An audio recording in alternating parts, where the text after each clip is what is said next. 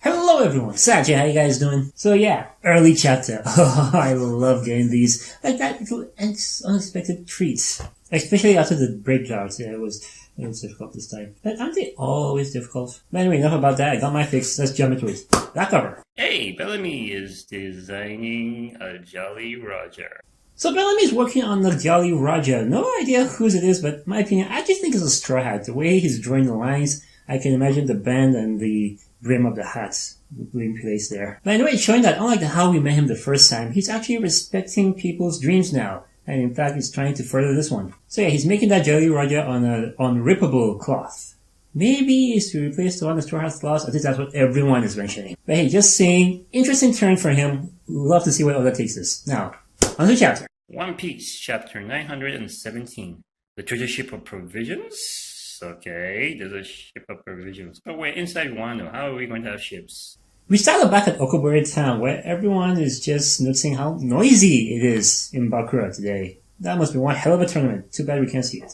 We come across a mom scolding her child for crying because he's hungry, and it just occurred to me, yeah, I think that's how all Wano children are treated. I remember Momonosuke going, hunger and everything, and Tama, of course, in this chapter. Osuru, do you have any gaijin? Or who else dragged them from the river? And yeah, the whole drinking poison water thing. I actually thought it was just going to be a little quirk of hers, but not all the kids do it. Yeah, it's an epidemic, this whole thing. But again, the hunger is also epidemic. Like I said, that gaijin grass should be planted everywhere. And as if to just contrast that entire scene, next page we see the Bakura Town Paradise Farm. Everything is just so fresh and clean, and the food sparkles, and they couldn't just give them a fair share, seriously. Look at the contrast. Look how fat these cows are. It reminds me of Game of Thrones. There was this scene in Season 2 after a riot in King's Landing, and Sansa was wondering why some guy tried to kill her. And I love the Hound's answer to that question. Your horse eats better than his entire family.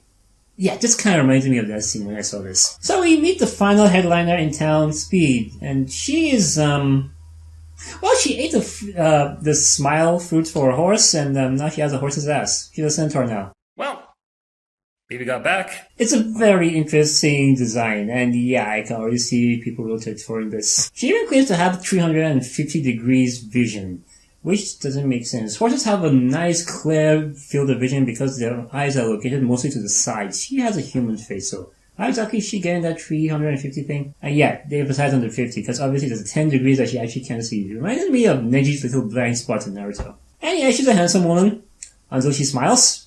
She smiles like a horse does. It's weird. Anyway, her job is to bring all the provisions from the Paradise Farm into Bakura to share it with their people.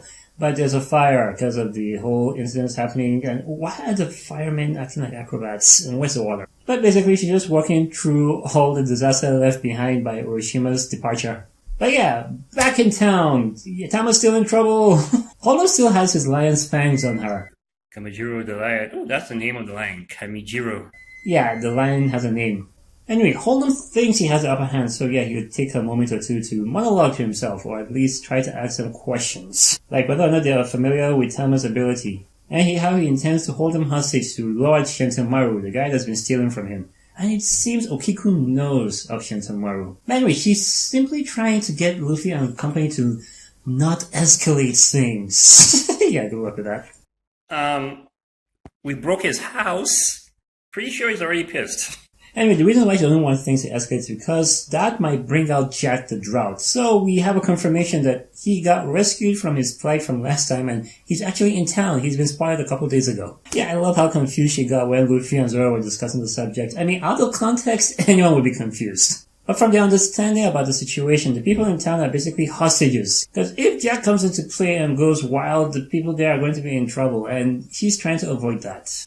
Anyway, Speed comes along the scene with the treasure ship of provisions with her. And, okay, is this really weird Christian I've been seeing around? Where do you think her lady parts are? Yeah, I know, pervy thing to think about, but it was out there and I read it and now I'm wondering too. Anyway, after seeing the provisions and the bounty it contains, Luffy kinda had to change plans. Anyway, he trusts Zoro to handle it, and yeah, Zoro knew exactly what his captain was thinking. Yeah, of course Zoro will go do that.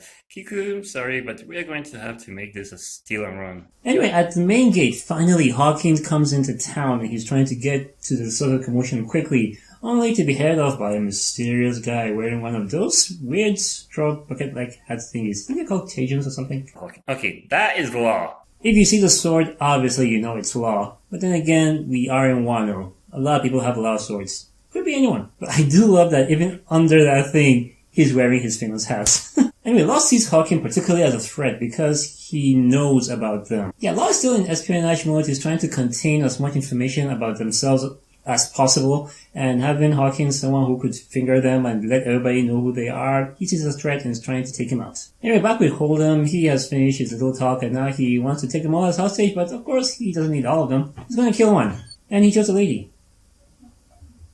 They usually make better hostages. Actually though, I love the scene where she gets captured again and Luffy and Law are like, Itch, enough of this shit, we know you can fight.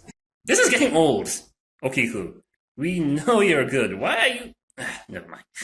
And right away they jump into action. I thought both of them used Conqueror's Haki. It would be awesome if Zoro suddenly just revealed he had Conqueror's Haki. But no, they just leak bits to their objectives. Luffy to rescue Tama and Zoro to secure that provision. And yeah, Luffy has seriously gotten way faster. I mean, he hit Kamijuro and rescued Tama before anyone noticed. Especially Hold'em himself. It happened right under his eyes. Under his nose. That's the best thing. Meanwhile, Zoro is slashing through everyone. Except Speed. And secure the provisions with Okiku, and now they have the Komachi to just drop it along. But before they could leave, Luffy notices Otama's cheek, and you know how he gets when he's pissed. Oh, yeah, now Luffy is right pissed. And whoa, did he just throw... He just threw Otama. Well, someone will catch her, hopefully. But seriously, did he have to throw Otama just to go and attack Hold'em? Who's going to catch her? What if he falls? Or does he believe he is so fast he could finish what he wants to do with Hold'em and go and catch her before she drops? Seriously? Anyway, it seems Kanejiro has a Lion's Raw attack. Could be similar to the Sunny's Gone Cannon. But now Luffy tanked that shit. And Hold'em was bragging about his sword, the chasing sword, the Kamakuri sword. Only to get a Red Hawk to the face in a panel that is so reminiscent of when he gave one to Chalos back in Starbondi. That was epic, and this is also as well. So I have to wonder, this is the first time he's actually hitting someone in the face with that move. He might have killed the guy. But yeah, basically Luffy just one-shotted the headliner. I don't see why he wouldn't though. I mean, bottoms out, Sanji one-shotted another headliner. He one-shotted Sheepshead. And if they're on the same level, I don't see why Luffy would have any trouble with this guy, especially what he went through with Katakuri. Yeah, at this point, I doubt anyone would be a proper challenge to Luffy, except maybe a Calamity and Kaido himself. And hey, we have confirmation. Jack is in town. Is that fight going to happen? Most people are saying no, they don't want Luffy to fight Jack. They want Jack to be saved for, Arashi and Nekomamushi. Let the cat and the dog have their revenge. He did cut off an arm and a leg. Some are saying, let Zoro have this one. He hasn't had a serious fight since the time skip started. And seeing as Jack also uses a sword, why not? They usually have him fight a swordsman anyway. And the fact that Law wants to take out Hawkins confirms that, yeah, they're not working together. There was a lot of theories out there like, maybe Hawkins is working with Law at some level. I kind of felt that was ridiculous. We knew where both alliances were and who they were allied with. We know Hawkins fell apart when a certain waller landed on them. I mean, maybe he might be biding his time to pick an opportune moment to betray Kaido, but that hasn't come up yet. And Luffy is acting exactly like Rayleigh said Roger acted. Like, yeah, you hurt my friends, you're dead. I mean, he did pick that up from Shanks, and Shanks was under Roger and everything. We all know how he learned that. I'm just saying, he wasted a little time jumping right back at Hold'em to give him a suck in the face. Still, though, he threw Tama. Is she going to be okay? Anyway, hopefully they rescue Tama from that fall, and they have a bounty of her to take back to wherever they want to go. I don't know if they could just go back to Okobere and spread it around. There might be some retaliation for that. But we'll just have to wait and see what Luffy and Ko are going to do about that. And where are the others? I was really hoping we'd meet someone. I even thought, like, maybe Nami was in the crowd betting on the sumo match. I don't know. I was just hoping we'd get some more reunions by now. Yeah, all in good time. But anyway, yeah, this chapter, it was a really good read. Looking forward to the next one. No break this time. Yes. So yeah, that was my review. What did you guys think about this chapter? Please let me know in the comments. If you like my videos, give me a thumbs up and subscribe to my channel for more stuff. Oh yeah, quick note, I got a copyright strike on my chapter 915 review. Yeah, the one that I did with the clips, by Shueisha. So I guess I won't be able to put those videos on YouTube. But anyway, I was planning on putting those kinds on my Facebook page.